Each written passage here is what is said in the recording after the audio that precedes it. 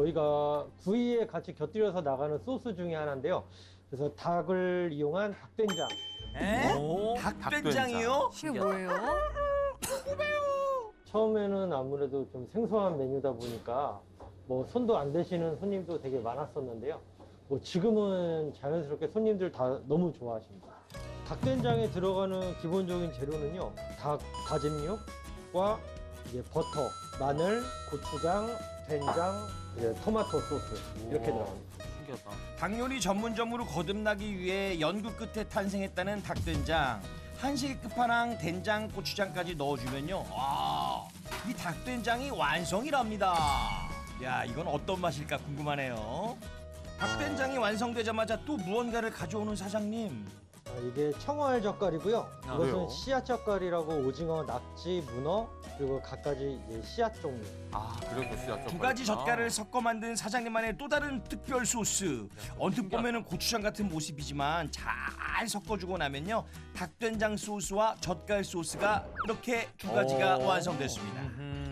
참나무 능이 장작구이의 단짝 사장님표 소스도 다 만들었으니까요. 이게 소스가 좀 장작구이와 심심할 수 있는데. 소스의 환상적인 조합 아니겠습니까? 이 둘이 만났을 때 맛은 어떨까요? 와, 군침 돌아. 둘 다 너무 맛있겠다. 사장님의 특별 소스 닭된장과 젓갈 소스에 찍어 먹는 맛이 어떤가요?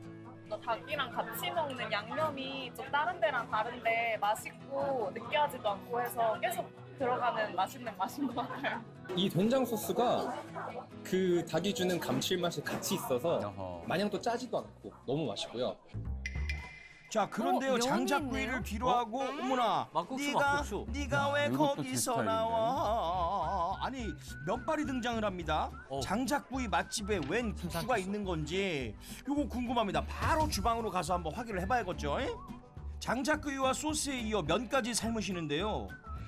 찬물에 헹구시는 걸 보니까는 혹시 이거 닭 비빔면이라도 만드시는 건가요? 자, 양념도 아낌없이 듬뿍 넣어주고요.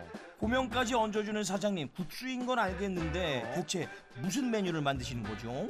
네, 저희 집에서 나오는 막국수는 제가 직접 만든 닭된장을 이용해서 만들고 있습니다. 아, 닭된장이 또 여기 닭된장 위에는 쓰이는군요. 저기 편육하고요. 우와. 편이요? 닭편육이라고요? 아니, 돼지 이것도 편육도 직접 아니고 만드시나요? 닭편육?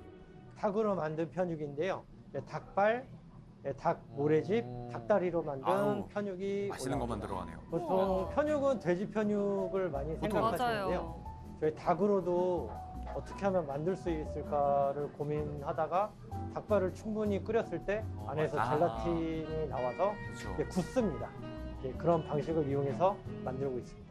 와. 보기만 해도 새콤달콤 입맛 가득 돋궈줄 닭된장 막국수 올시다. 이 장작귀와 곁들여서 먹으면 안성맞춤이겠어요. 정말 먹고 싶다.